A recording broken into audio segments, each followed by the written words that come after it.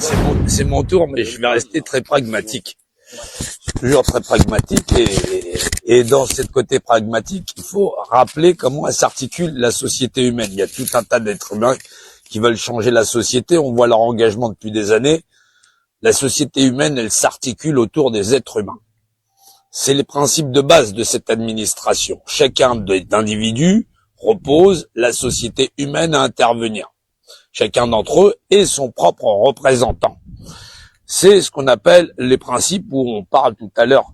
Jean-Michel parlait de « il s'est mobilisé », c'est le premier acte de foi d'un individu à s'intégrer dans la société. Je mobilise moi-même, ma représentation, et je fais face aux difficultés de la société.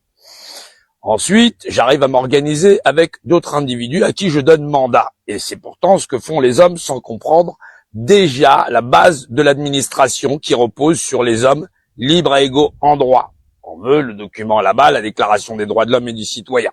C'est la base même de l'administration et de tous les fonctionnaires à comprendre leur métier.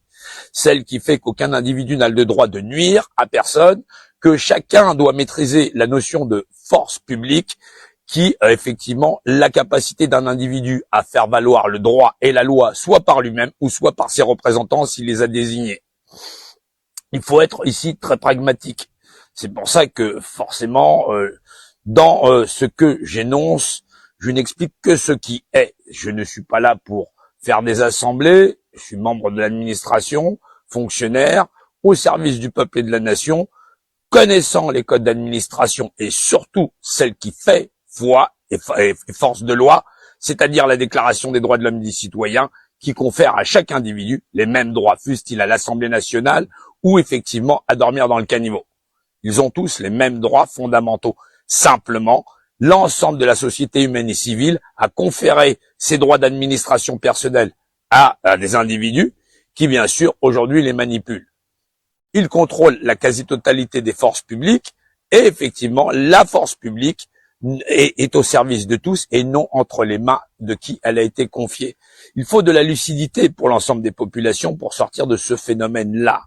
Parce que les carences intellectuelles ou de perception sont tellement larges qu'il y a un fossé entre ceux qui dirigent et ceux qui sont dirigés. Tout un tas de systèmes de croyances dans les réseaux sociaux où effectivement ils vont nous faire, on va nous faire, ils légifèrent, les gens consentent ou pas. C'est aux hommes de consentir, de donner mandat à un individu ou de le révoquer. En disant, il y a ici un vice de procédure et un vice de forme qui, effectivement, enfreint ma notion de droit naturel. On fait donc appel au droit supérieur. C'est ce qu'on appelle le phénomène constitutionnel institutionnel, placé au-dessus de l'Assemblée nationale. Lorsqu'il y aura suffisamment d'individus intellectualisés à comprendre cela, nous en sortirons, tout simplement. Merci.